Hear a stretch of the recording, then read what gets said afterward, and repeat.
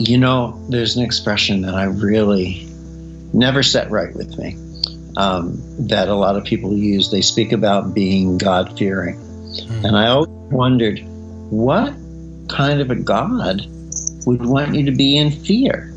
And it was not until maybe about 10 years ago at most that I was speaking really, and I got this confirmed later through other sources, but first source was through our head Kabbalah rabbi in the city of Sfat in north of Israel. And I was giving a presentation. I was invited to give a presentation with him, and we were doing a question and answer. And my question was, why this concept of God-fearing? And he explained that the original word from which they took fear, norah, in Hebrew, means at its base level, meaning its lowest vibrational level, could be interpreted as fear. But at its highest level, its interpretation is one of awe or wonder.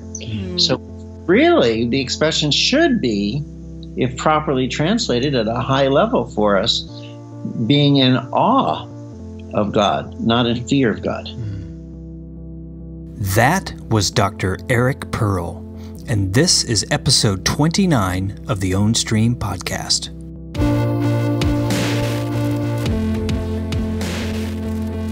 Welcome to the Ownstream podcast. I'm Teresa Scoba. And I'm Stephen Shelley. And we just hung up with Dr. Eric Pearl.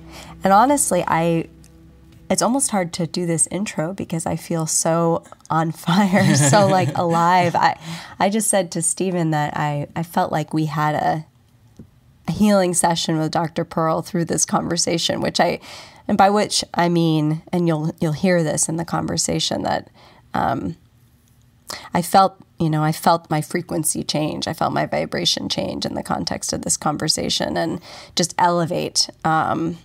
It's a wonderful, wow. This conversation really felt on the leading edge of consciousness for me. Stephen. We're both a little spun, I guess. It's funny when you do an interview, you start with your list of questions, and sometimes you veer off and you kind of explore something a guest may have introduced, or there's a little tangent open up, but then you usually come back to the list. But our list just got blown out of the water simply because Eric is someone who operates, at least from our perspective, at a fairly high vibrational frequency, meaning his state is somewhat different than the average person. And so when you enter into that field of energy, even through a video call on the computer, you're subject to different things. It's a different reality. So the reality in which I drafted those questions and the reality in which we actually spoke to him are two very different realities. Yes, so exactly. that's fascinating in and of itself. So we know of Dr. Pearl, and we'll get into this a little bit in the interview too. But we know of him through a video that he correctly identified as The Living Matrix, which is a beautiful film. It's about 90 minutes. I think it's on YouTube. I think that's where we watched it some 4 or 5 years ago. But it has all kinds of very interesting people in it, including Dr. Pearl. He leads the film, but Lynn McTaggart is in there. She'll be on the podcast in a few weeks. Other luminaries, there's no other word to call them, Bruce Lipton, Greg Braden, many others are in that film, and it's a beautiful film. And it's really talking about the reality that has emerged, I guess somewhat since Einstein. I think he was the first person to really talk about it in a way that inspired and captured many people's imaginations. There was, I'm sure, people before that on the scientific side, how science has emerged and kind of confirmed what sages have been saying for many, many years, millennia even, that there's a field of energy, of consciousness that we occupy, that we are participating in, that we are dancing in, that Eric calls it. And anyway, so we were fascinated by that. We watched that movie. We read Lynn McTaggart's book, The Field, and we'll talk to her in a few weeks. But when you expose yourself to that information, things like ESP or even all kinds of like all kinds of like remote viewing is talked in detail in that book, The Field. When you expose yourself to that kind of information, it can't help but just open your mind and change your reality, as it certainly did with us. And so one of the things that's happening at the leading edge, if you will, of this kind of study of consciousness is a healing modality has emerged through Dr. Pearl that he refers to as reconnective healing, and he'll explain where that name comes from and a lot of the nuance and detail as to what it is. But it has emerged as, to what I can see as really the most advanced paradigm in healing out there. And it doesn't require you to touch somebody else. It really requires a simple focus of consciousness and a willingness to play and engage with energy. And Dr. Pearl and his team have recently released a video program that will literally train you on this action, if it can be even called an action, leaving you able to do this in various ways once you've done with that. Now, Teresa and I have taken a live course of his, and maybe you can talk about that for just a second as a way of introducing him. Yeah, we took the level 1 course when it was in person, which I think now it seems to be online exclusively, I think, from our conversation with Dr. Pearl. A few years ago at Kripalu in Massachusetts, which is a retreat center, and we learned about how to work with the frequencies. So Dr. Pearl talks about in this interview that it's all here, right around us and in front of us, and some of us can sense it and some cannot, but it's there. And so it's really learning, the workshop was learning to tune into that. And Dr. Pearl, and how to use that basically to heal others. And what in the Living Matrix, the movie that Steven's talking about, it opens with him healing a young boy who was not able to walk, or there are a number of things that he could not do. But there was a very clear physical disability. Right. And Dr. Pearl talks in this interview about how reconnective healing, the technique as it's taught, as we learned at Kripalu, as it's taught in the online courses, is really about reconnecting yourself with the frequencies and watching how that can then manifest and unfold in your life, as well as being able to learn how to heal others in person, from a distance, to self-heal, all of these techniques. And we explore with Dr. Pearl because he asks us in the interview how the reconnective healing has transformed our experience of life, and it was really great to have that exchange as we explored the concept and talked about what reconnective healing is and what you can learn in that online course. And it's, we've talked with a number of our guests about that turning point where your life sort of takes a change, and we talk about that with Dr. Pearl, and he really beautifully describes how he just became aware of the truth and then carried that forward, and has been in that place of truth and knowingness with this work, which is just undeniable in the healings he's experienced and the things he's experienced from the moment that began until now. And what he's really, I think, his teachings have become so accessible through the internet. He teaches worldwide. He's all over the place all the time. And this online course seems to be really kind of like the next, I think he's really trying to use the internet as a tool to make this as accessible as possible to others. So we'll turn it over to Dr. Pearl. One thing I want to, I guess, throw in here, maybe as a perfect little segue, but is being with him in person is a very unique thing. He has a special presence to him. There's a special quality to him. So the level 1 course online is, I would think anybody remotely interested in consciousness, in healing, in alternatives to medicine, etc., should go headlong into that course as fast as physically possible. Yeah. It will blow your mind. It will help you and countless others.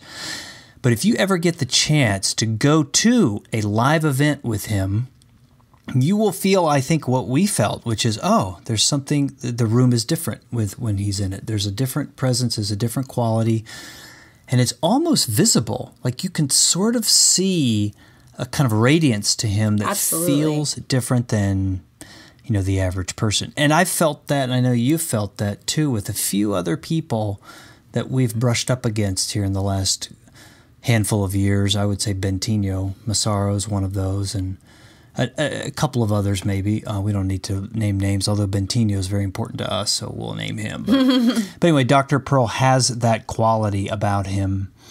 And so being in his presence is a special thing and should not be missed as well. So my recommendation is take the online course, start it as soon as you're done with this interview, and then at first chance, go see him live, be in his presence, and enjoy what he's offering, because it's a holistic path. I would call it more a spiritual path even than a healing practice, because I think healing even minimizes it to some degree, although that's my opinion. I'm not sure he or his team would share that, because it is really about healing.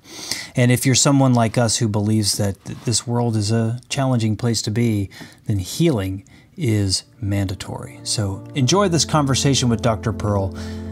We'll be back afterwards to wrap up. All right, well then let's get going. I guess, Dr. Eric Pearl, welcome to the Ownstream podcast. Thank you so much for giving us some of your time.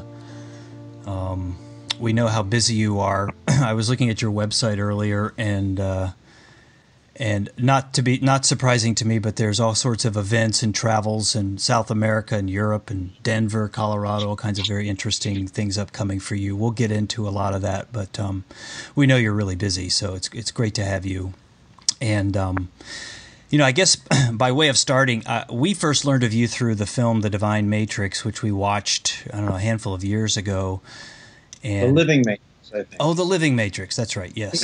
Yeah. Well, listen, everything living is divine, so what the hell? That's right. That's right. I'll remember that. And then I think I immediately bought your book and was fascinated by your story. We took a workshop. We had the reconnection done. And for those of you listening wondering what all this is, we'll clarify. But perhaps by way of starting, you could just describe reconnective healing and what exactly it is, and then we'll want to explore kind of how this came to you, how this came about, because I think that story is kind of amazing. Well, describing reconnective healing is like describing something that is ever evolving, and its understanding of it is ever evolving. When reconnective healing first came about, we thought about it as physical healings, people regaining the use of limbs or senses in their bodies or organs functioning again. And what we began to recognize was that reconnective healing is really life progress. It's our human evolution. What would change for people's lives wasn't limited to those physical healings. Reconnective healing would bring about changes in not just physical and mental and emotional and spiritual, but the ways it would manifest were fascinating. People would come in and say, gee, I don't know what's happened to everyone that I work with. Everyone used to throw out roadblocks to all my ideas, and now they're so friendly and supportive. I wonder what change came over them. The kids are getting along better, or my wife is getting along with my mother for the first time, in 20 years of marriage. And what's happening with these people? We have abundance flies forward when you experience reconnective healing. Abundance flies forward in the ways of abundance in love, abundance in life, abundance of happiness, and abundance, prosperity, even financially. Success seems to just rapidly evolve for people. It's almost as if you jumped onto your life course so rapidly that you sort of have to look back for a moment to see how you got to where you are. So reconnective healing is, as you know, it's a way of working with someone energetically, without touch, that seems to restructure our DNA, our essence, our balance, brings us back to wholeness. And wholeness is a funny word. I mean, health comes from wholeness and hearty and hale, but it causes us to face some of our questions, including questioning our own value and our worthiness and our integrity. We end up not spending a whole lot of time doing that. It sort of glides us through it into the light, into the other side of these things, where somehow or other many things get handled for us. Mm. Let me ask you a question. Yeah. You two attended level 1 training program in what year? 2014. Okay, now it is dramatically evolved since then. And I'm when catching that, based on how you're the talking online, about it. Yes, you're going to find there's much, much, much more. Well, it's interesting as you're describing it, you're confirming, if you will, many of my experiences with it since the workshop. And, one thing you said then, which has really stayed with me, is that this is not about, so if a person has a torn muscle or a bruise or even so far as a tumor, it's not about kind of putting your hands near that and somehow orchestrating a specific healing on that thing, whatever that kind of harm or injury is. But it's really about kind of facilitating higher vibrational frequencies into a framework, and those frequencies themselves have an intelligence far greater than mine or even the person in pain.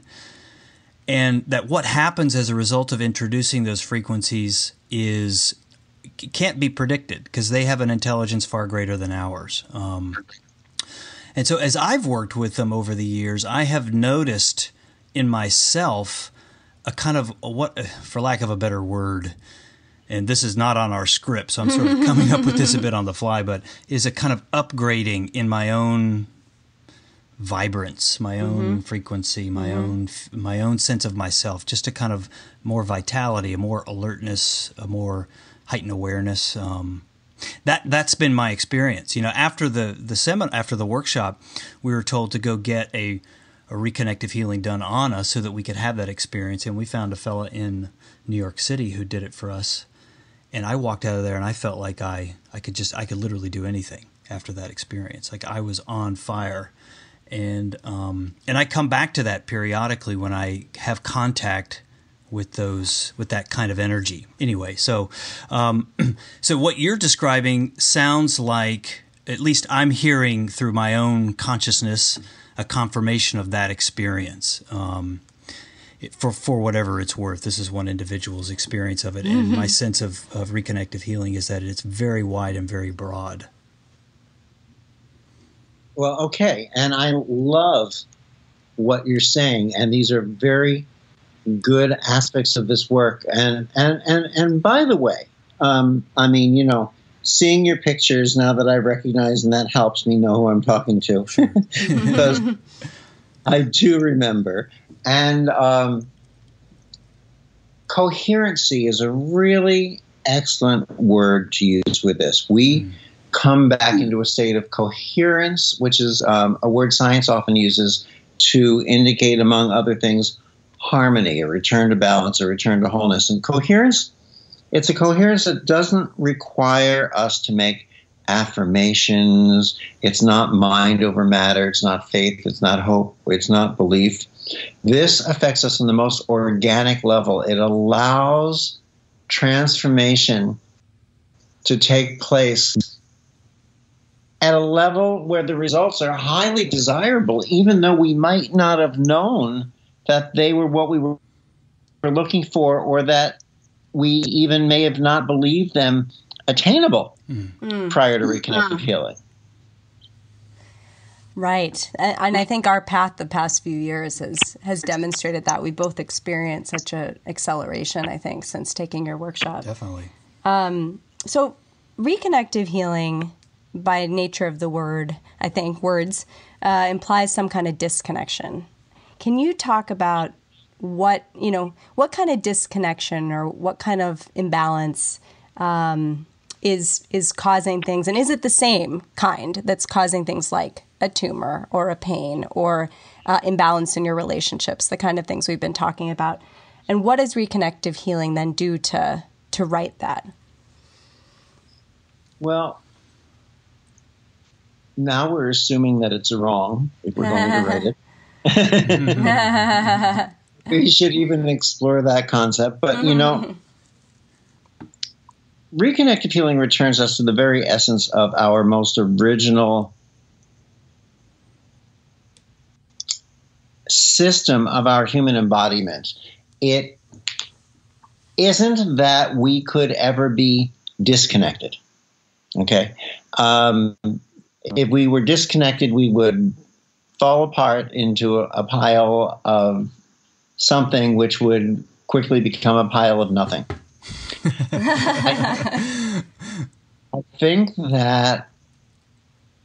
I believe that the actual disconnection is us not fully recognizing that we are fully connected. It's almost a forgetting or not recognizing it, because we are consciousness. We are intelligence. We are frequency. We are vibration. We are love. And we never lose that, but we can turn our attention away from that. The frequencies themselves introduce a higher level of our existence through what science calls or refers to as the reconnective healing spectrum of energy, light, and information, which is now scientifically supported as the reconnective healing frequencies. See, we didn't know all this when this first introduced itself to me. My attention wasn't there. My awareness of this type of existence, I don't know, was there. Remember when reconnective healing started, I had never studied anything. I didn't know anything about energy healing. Really, in essence, you could say I went home one night thinking I was a doctor. I came back on another night and I was something else. Yeah. Yeah. Right. There were no expectations, and I wasn't cluttered as many people become when they get involved in studying healing approach after healing approach after healing approach. I didn't have beliefs one way or the other on this. I wasn't living in a world of fear based around energy healing techniques where you have to protect yourself and shake off negative energy and stay clear of entities that want to take over your body and your being. I didn't have that, I'll go back and call it, clutter around me. So what presented itself to me was an opportunity. And the opportunity was to make a choice, which is what opportunities are. Something unknown presented itself to me, and my choice, my opportunity, was to respond from fear and turn away from it, or was to step into it with awe and wonder. Awe and wonder. There's an expression that I really never set right with me, that a lot of people use. They speak about being God-fearing. And I always wondered, what kind of a God would want you to be in fear? And it was not until maybe about 10 years ago at most that I was speaking really, and I got this confirmed later through other sources, but the first source was through our head Kabbalah rabbi in the city of Sfat in north of Israel. And I was giving a presentation. I was invited to give a presentation with him, and we were doing a question and answer. And my question was, why this concept of God-fearing? And he explained that the original word from which they took fear, norah, in Hebrew, means at its base level, meaning its lowest vibrational level, could be interpreted as fear. But at its highest level, its interpretation is one of awe or wonder. So really, the expression should be, if properly translated at a high level for us, being in awe of God, not in fear of God. What happened later on, after Reconnective healing came about, was I started looking into energy healing techniques, finding out what people were doing, what they were doing, and why. And I looked at many different methods, and they seem to be highly step-by-step. One would tell you don't move any further than 3 inches off the body. Another one would tell you move your hands clockwise. Another one counterclockwise. One would say use this set of symbols. One would say use that set of symbols. One would say use these crystals. One would say bring the energy up to the north in the front of the body and down to the south in the back of the body. And everyone had steps and procedures. And these things were like gorgeous, gorgeous, interesting training wheels on a bicycle. And training wheels, as we know on a bicycle, help us find our balance on the bicycle. But we're never going to master the bicycle if we keep the training wheels on. The true gift of the training wheels come only when we remove them from the bicycle. We don't master the first set of training wheels and then add an additional set and a third set and a fourth set and a fifth set. But that's what we've been doing in the energy healing world. We have been mastering one technique after the next, and we've been mixing and using and combining all these different techniques, not realizing that in our training wheels, that the true gift of our energy healing techniques come only when we transcend them. So it's just like we have to ask ourselves the question, metaphorically, is my highest purpose here to master the bicycle with training wheels, or is it to master the bicycle itself? We have to ask ourselves, are we here to master energy healing techniques? Or are we here to master healing itself? And if we're here to master healing itself, it's time for us to be appreciative for the help in finding our balance in the healing world that these techniques have given us.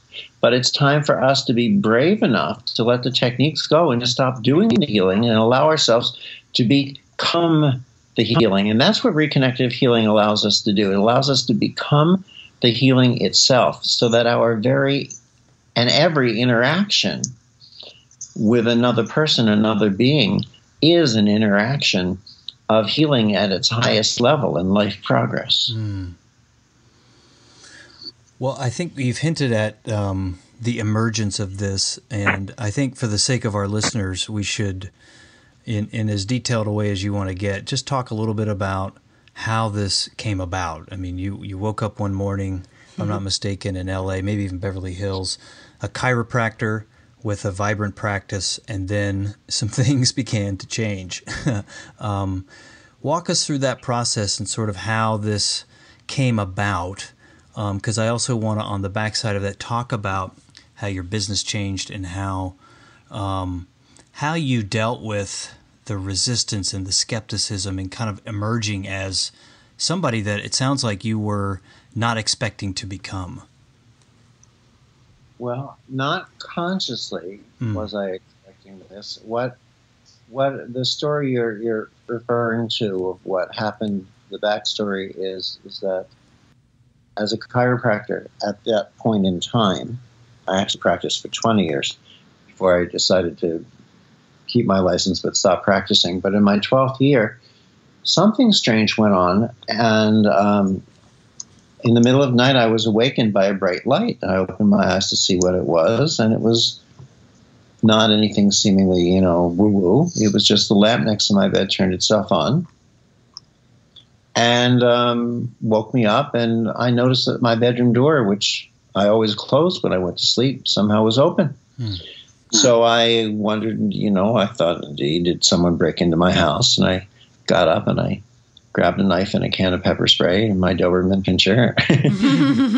Searching, couldn't find anyone. I went back to sleep. And that Monday when I went into my office was when my patients started having very interesting responses. First, they started telling me that they were sensing someone in the room with us, just the way I had sensed someone in my house when this occurred with me that night. Patients were telling me they could feel my hands when I wasn't touching them. As I held my hands near them, I was feeling unusual sensations, and their bodies were responding when I held my hands near them by going into unusual involuntary movements. Their fingers would move, their arms and legs would jump, their eyes would dart back and forth, facial muscles would pull at their eyebrows and their lips, and when they opened their eyes, they told me they were seeing colors they'd never seen, smelling flowers they'd never smelled. And that's when they started demonstrating healings right around there. They were, as I, often explain, they were getting up out of wheelchairs and were getting the use of arms and legs and organs in their bodies. And I remember one of the first patients started seeing colors when all of his life he had been colorblind. And these healings seemed, once these people acquired healings through reconnective healing, it seemed to last for their lifetime. For most everyone, the healing was long-term, didn't leave, and often happened after just one session. So we began witnessing it and observing it in that manner. And we had to recognize, I had to recognize within myself that, or somehow I recognized that this was really as unusual as it seemed, something I had, on one hand, never experienced before in my life. The strangest thing was that simultaneously it was more familiar to me than anything that I had ever experienced in my life.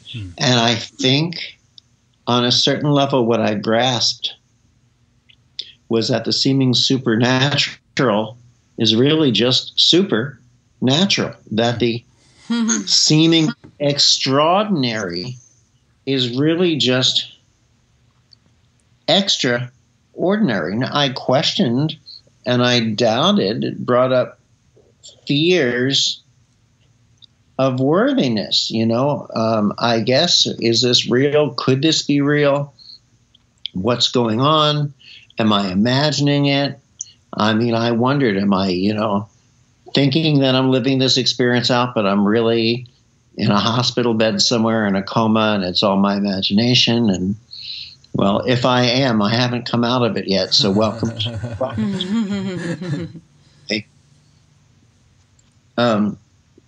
There's a lot there. How has my life changed from this? I will tell you that I'd ended a 6-year relationship 3 months before these healings happened and came about.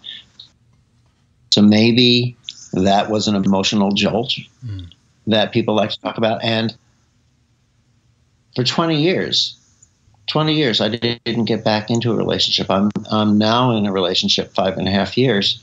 And my first one since then, and I believe my only one, because I'm with a woman named Jillian, and she is my life partner, no doubt, for not just the rest of my life, but probably for eternity. And I don't know that I ever would have said that before. So how has this affected my life?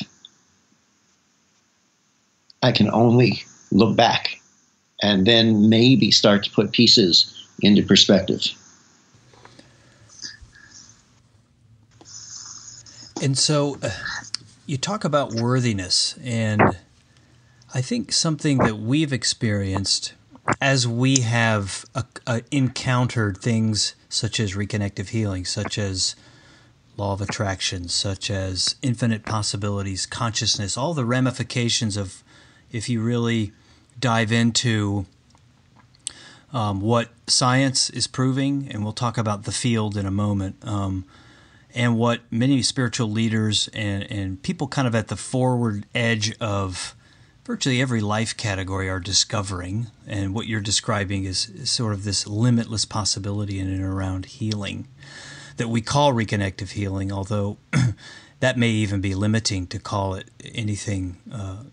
Even the notion of healing comes with so much baggage with it that it should be called something else. I don't know. But the worthiness. That's exactly what I'm talking about. Yeah. That's exactly part of the thing. And I think, thinking is part of the problem. Well, it really is. Thinking is part of the problem. We get very ego involved with a word that we love called intuition. We get to talk about our intuition, and I have a wonderful intuition, and my intuition tells me this, and women's intuition, and this intuition, and that intuition, and ego, ego, ego. But really, if you want to picture a continuum, I would imagine or visualize a continuum where to the far right is thought. To the far left is instinct. Thought is where we think and logic things through. Instinct is our immediate knowingness. But intuition is really somewhere in the center. Intuition is our instinct once it starts to become clouded to various levels by our thought process. So my instinct allowed me to step into this. I think we need to understand this now as stepping out of the need for knowledge, because what's knowledge really but a collection of facts that are agreed upon by a greater consensus of the time, and things that we knew 200 years ago, we found out 100 years ago were wrong, some of them, and we found out 50 years ago that some of them were right, and 25 years ago some of them were wrong, and then some of them became right again. I mean, we used to leach blood out of people when they were ill, and couldn't wonder we didn't understand why when all the blood left they died, and we stopped leaching because we realized that was absolutely ridiculous.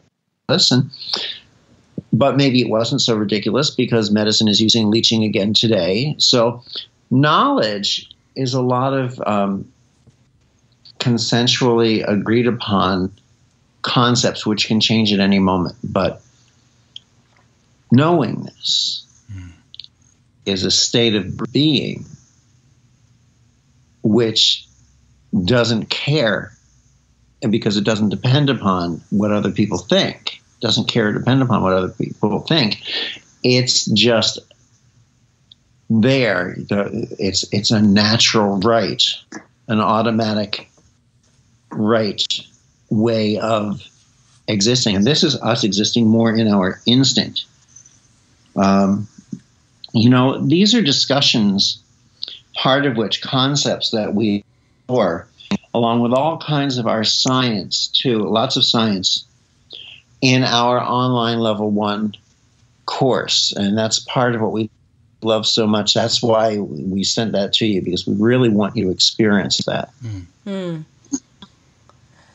That's so good. And we definitely want to talk about what you offer in that course, what people can get out of that. I'd like to dive right into what you're talking about. So we explore a lot on this podcast. We try to get into that moment of knowingness, that instinct, that knowing that you're being called towards something, and what that's like, what that feels like, and also how you follow that. So can you walk us through a little more about what happened then, how you knew and then how you walked with that knowingness forward into a calling, and maybe getting back to a little of what Stephen was talking about any resistance or, some of the mainstream resistance that might have come up. And maybe you're saying it didn't matter because you had this instinct that those kind of things didn't matter. But it would be great to hear more about how this became a calling for you, how you knew and walked forward with that.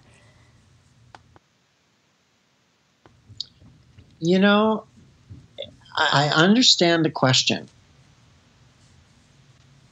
Wondering, though,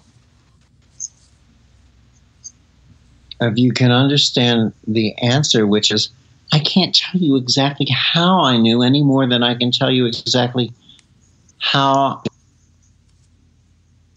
I know what love is. How it's a very interesting way. But I'm trying. Here are things that, when you're standing in the presence of truth, you just know it. Mm. I think when you're not standing in the presence of truth is when you wonder. Once you start to wonder, is it or isn't it? It's often an indicator that it isn't. Mm. For me, holding my hands near my patients and watching them respond in the same way, one after the next, people who didn't know each other, was quite fascinating. And seeing variation, yet similarity, like with snowflakes. Every snowflake is unique. And yet, you know it's a snowflake, you don't confuse it for a pool table. You know, Jillian just read me something that was sent to her recently. The beautiful thing about truth is that it is void of contrast and unimpeded by awareness. It's not difficult to decipher. It simply is. And when it comes with such ferocity, its accurate representation is indisputable. We can feel it dawning on us. It then becomes ours to integrate, to make whole in our reality.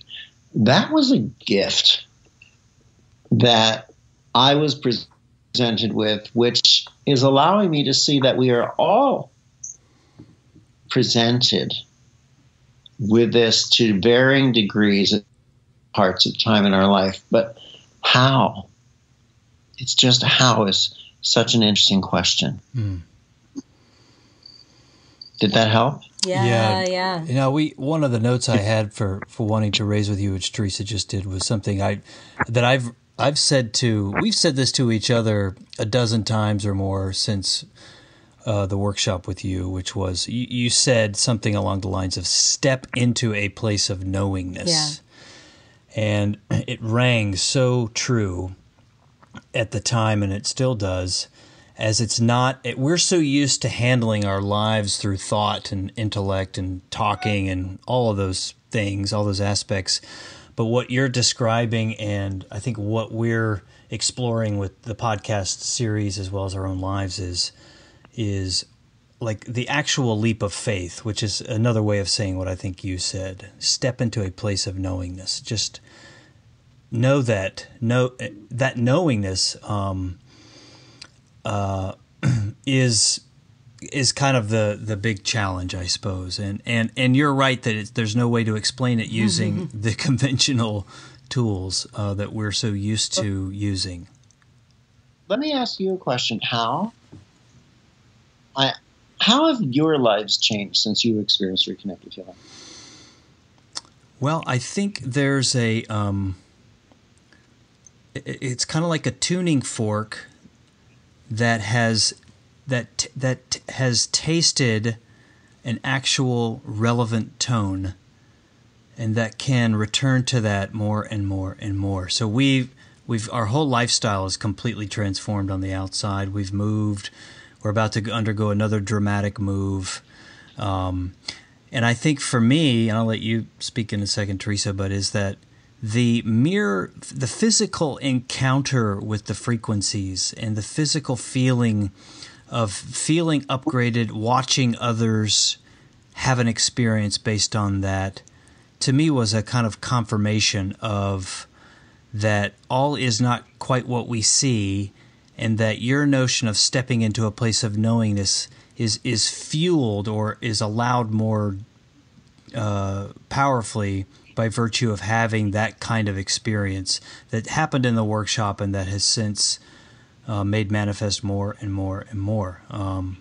We had a baby about a year and a quarter ago, and that was also a big change for us. But I think that the tangible feeling of, oh, I can feel this. There's a field of energy here. I can actually sense it. It's not me making this up.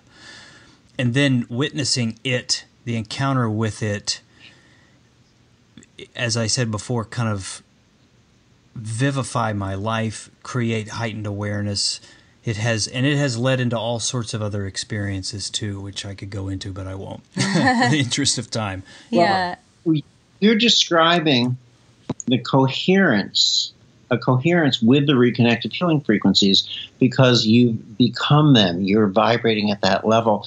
Do you remember when you were a kid in school, or, it's every class seems to experience this at one point or another, where the teacher comes in and takes a tuning fork and hits it and it begins to emit a tone, and they hold another tuning fork next to it, and pretty soon both of them are vibrating at the same tone. Do you remember that? Yeah.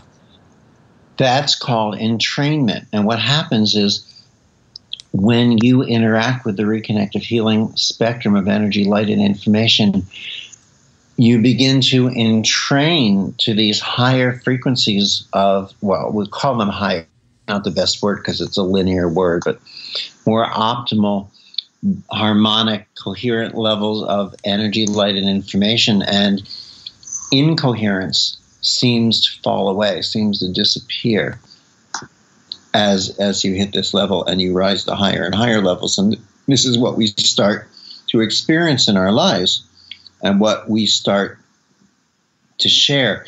You become these frequencies, and really, that's about all there is to it. Mm-hmm.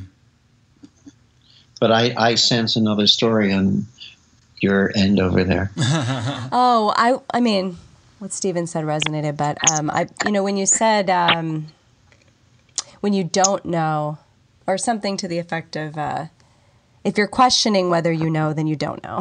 Those weren't your exact words, but that has been some of my experience, I think, re-encountering my life on the surface from coming back from that workshop. I had, looking back actually is pretty marvelous because I had a lot of skepticism at the time, or some doubt, but what's unfolded since is the knowingness, So I think I came back from that to New York, was trying to make sense of my surface life and this career that never, had not for a very long time resonated, and kept trying to make that work, and have repeated a number of patterns in my life based on that, thinking that I knew but not really knowing, and always wrestling with that. And then what's emerged the past year is this undeniable resonance of knowingness, and I think it feels like it felt when I was in the workshop. So we were doing a meditation just yesterday where I was feeling in my hands and in my body the same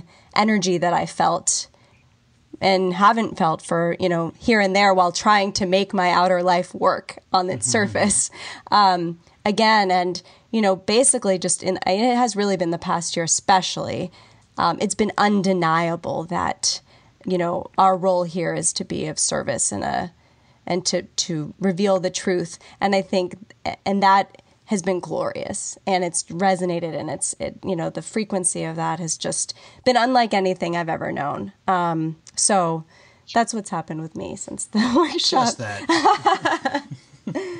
Well, I'm going to tell you something that I don't know how easy it'll be for you to conceptualize, or maybe it'll be very easy. But once you go through the online level 1, you are going to hit new levels. There is so much more in that. We've taken 8 hours of learning that you can learn at your own pace. So you can, anywhere that you've got internet, anywhere you can stream this in, you can watch it. We have, in each segment, it has 3 minutes of something, and 7 minutes of something, and 9 minutes and 6 minutes of whether it's philosophy, art, science, exercise, exercises, how to find the frequencies, how to feel them, concepts, all sorts of things that will take you through 8 hours of learning that will bring you much further than you got in the training program before that we did that while back. And I sent it to you, and after hearing conversation, hearing what you just shared with everyone as well, I really want your feedback. Once you do that, we want to objectively know how and where you last left us compared to where you are after the new training program. That would be really wonderful. And it's, part of the reason we did it, and it made me nervous, I'll tell you, because I wasn't sure. I am now. I watch what's happening. That this format makes this highly accessible, allows people to learn even at a better rate because they get to slow it down and go back and watch it again and pick up where they want to. And you can learn it without having to travel, which is really nice, and the money to travel and do those things. And I was concerned at first. It did make me a little nervous not being there because, I want to be there physically, but I realized that in this format, I am there and Jillian is there as we teach this program. It's a whole new world. It's a whole new world for me too. It's part of my healing and growth was in Jillian and I putting this forward in this format, letting it go and finding out that it's like letting go of a child at the right time and watching the child grow into someone absolutely phenomenal. Well, it seems like a logical step within the business now that you're framing it that way, that because of the internet, and the internet is at the nexus of so many of these ideas being able to be populated. I mean, so many of the things that I'm into and that Teresa's into, that we're into, like what you're doing and what a dozen other people are doing, would have never made the CBS Evening News in the 1970s, 1980s with Walter Cronkite and Dan Rather. So it's great to have the internet as a way to find the things that are happening in the world. Walter Cronkite. Boy, you're really reaching back for someone there. That's right. Well, yeah, I'm the older one in this on the interview side.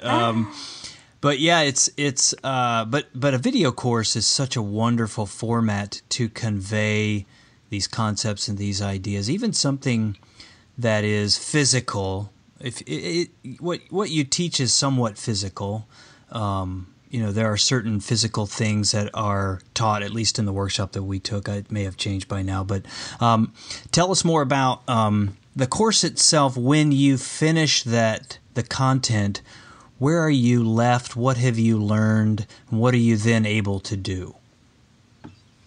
Well, really, what it allows you to do is bring the reconnective healing frequencies into your life on a daily, continuous basis. So you get to live a life of vibration, energy, frequency, balance, and coherence. Now, if it also makes you eligible to attend level 2, and level 2 is still taught live. It's a live and an in-person experience where we teach you how to do self-healing, distance healing, teach you how to work holographically. You start to do your own professional sessions under our direction and guidance because we bring in volunteers from the public to work with. It propels you at a higher level if you want to do self-healing and if you want to facilitate healing for other people. You want the live level too, which now conveniently is only, a Friday night, Saturday, Sunday, so it's only a weekend. And there are, some of those available. still this year. I know we're doing one in Denver, and we're on our way to do one in Santiago, and we've got some in Europe, and I'm not sure what else is coming up in the United States because I don't see my schedule right in front of me. Mm-hmm. But if you go to reconnectivehealing.com, the schedule is all there for where we are around the globe. Can you maybe tell, maybe it's inherent in the words you used, but it was a new concept to me when we were in your workshop. Talk about what distance healing is and how you've seen that work a little bit.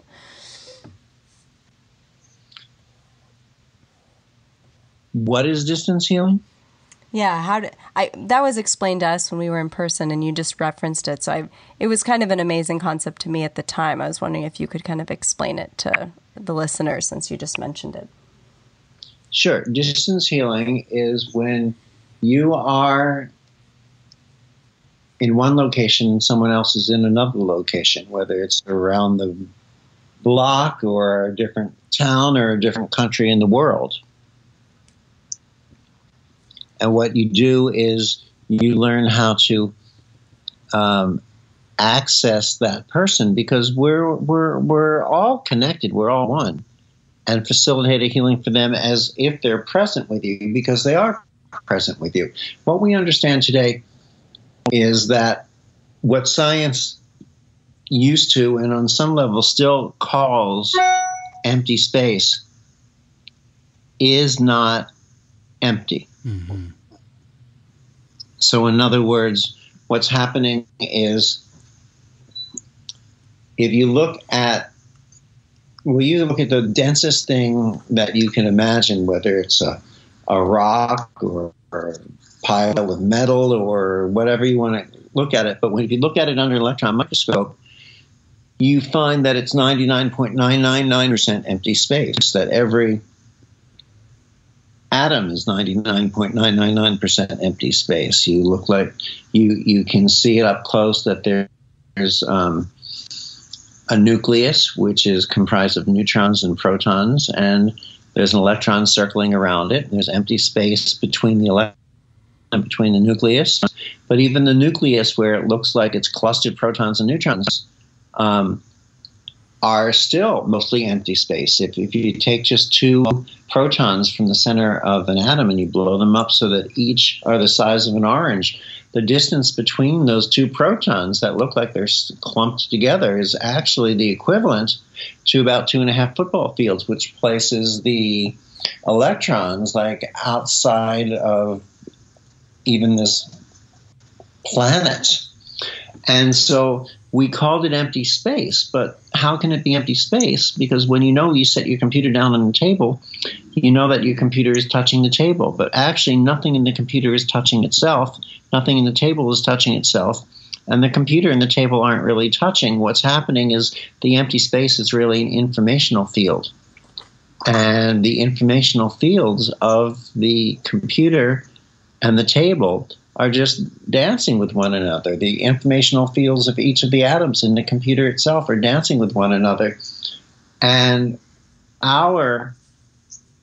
what's happening within us is affecting and dancing with what's happening with every other person on this planet.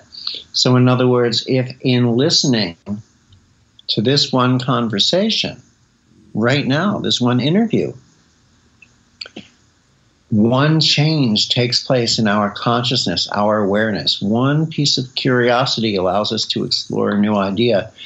This intelligence is picked up by even just one proton in one atom of our body, and then it's shared with every other proton within our body, and every other proton within the person that we're thinking of, and every other proton within everyone in the universe, and the universe itself. In other words, our curiosity is not something selfish that needs to be watched and contained. Our curiosity is our natural design in alignment with the universe, just like sex is a natural design to help procreate the species. Our curiosity and our learning is a natural design, because as we grow in each proton, it contributes to the ongoing growth and expansion of the universe itself. Mm. Yeah, that's great. I was hoping you would get into some of that about the quote field, which is basically what you just talked to, although I'm sure there's a more complete answer. But in the interest of time, we don't want to keep you late. We have a typical kind of coda of 3 questions that we ask every guest. But before we get to that, I would like to ask you one sort of final, more conceptual question, if you will, which relates to kind of where we are as a species and as a planet now. And from your compelling point of view, I'd be interested to see or to hear why you think so much new information is emerging now. Why is this such a special time across the board, everywhere we look? Particularly if you don't watch kind of Walter Cronkite and his pet friends, but if you pay attention in places where there's real things happening, like in what you're doing, it seems like there's new stuff coming through at a very accelerated pace, and it's happening across the board. I'm curious what your take is on that, and why you think this is happening now in this way. Well, if it weren't happening now, then it wouldn't be new. Right.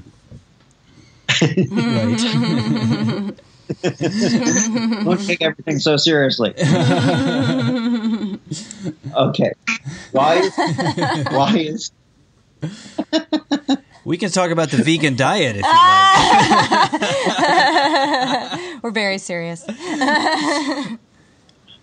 Listen, first of all, our naturalness, let's start this way. Because I really do hope that this podcast gives people the interest to learn more about, you could call it my miraculous moments, and be excited about the knowingness that miraculous isn't our point of engagement, that what we view as miracles is really just, a greater understanding of the truth of the universe. But it naturalness as a human vessel connected to everything. And this is exciting. This reconnective healing journey is leading things on, and it's appeared now as one of the things that are really newly presenting themselves. This is a whole new change in what healing has led us to up until this point, what they have expected. And reconnective healing says, guess what? All those things have been wonderful and they serve their purpose, but now it's time where we don't need to do those things any longer. We can become the healing itself, because you see, you are something new. We are something new. And so we have to become our own newness and discover ourselves.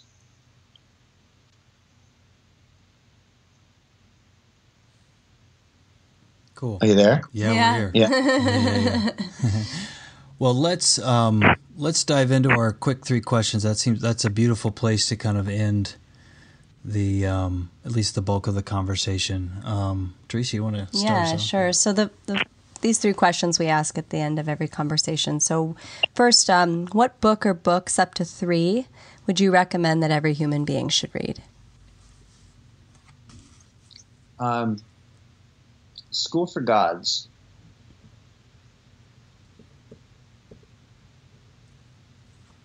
That would be the book that I would be talking about. Interesting. Right now.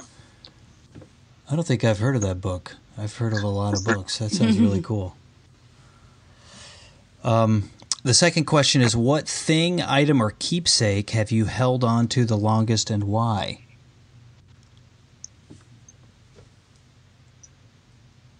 Well,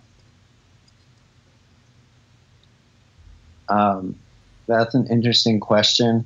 I'll tell you what comes to mind right now, because I just happened to notice it the other day. Is a beautiful blue yet multicolored cloisonne box that belonged to my grandmother who died when I was 5.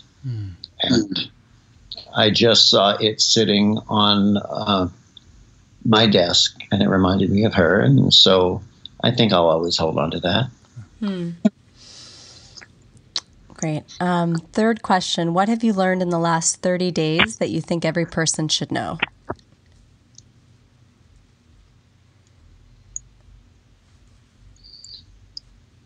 What I learned in the last 30 days that I think every person should know.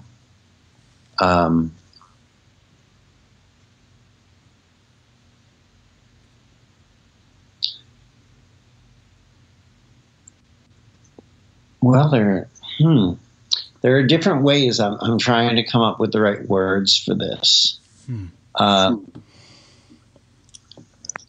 That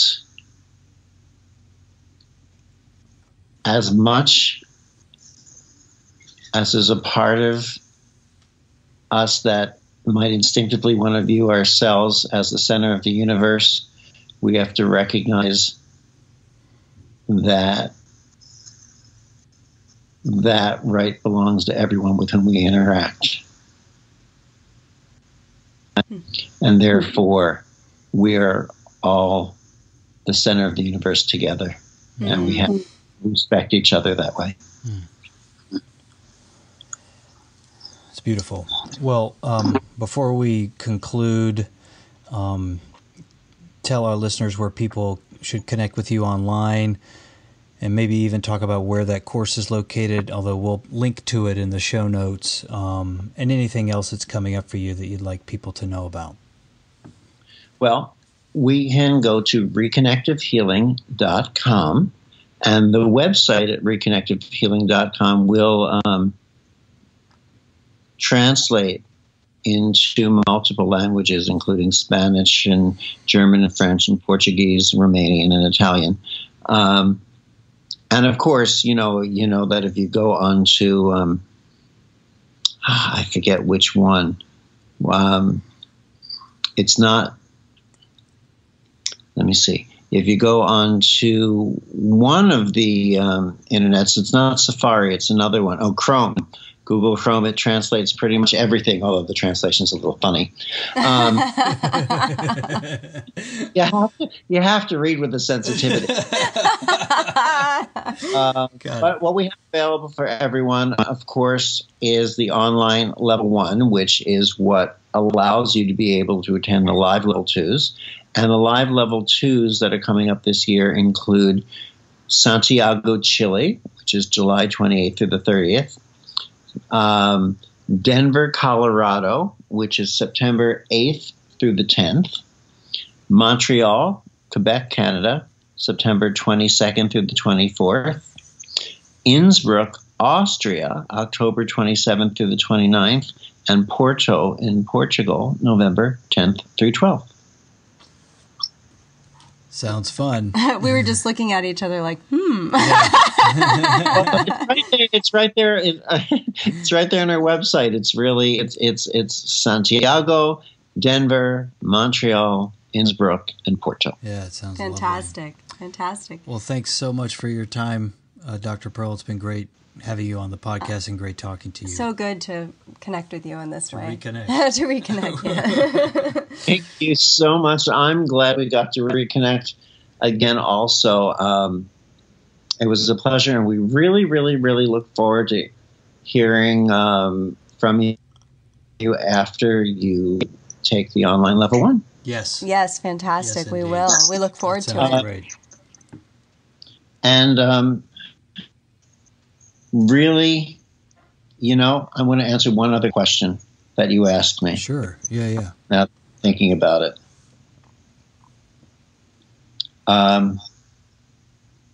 And that is really, love is my keepsake that I hold on to.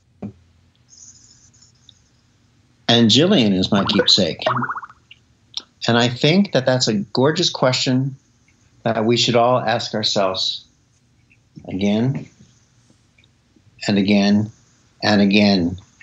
In the book, Solomon Speaks on Reconnecting Your Life, It says, all the greatness, all the power, all the joy that you could ever have exists in this moment. All right. That's it for this week's Ownstream podcast. Thanks so much for tuning in. We hope you enjoyed this absolutely fantastic interview with Dr. Eric Pearl. Be sure to check out the show notes for this episode for links to everything mentioned, including the online Level 1 Reconnective Healing course, Eric's website, and all the books, videos, and other resources discussed and more. All of that can be found at ownstream.co/Eric Pearl. That's ownstream.co/ERICPEARL.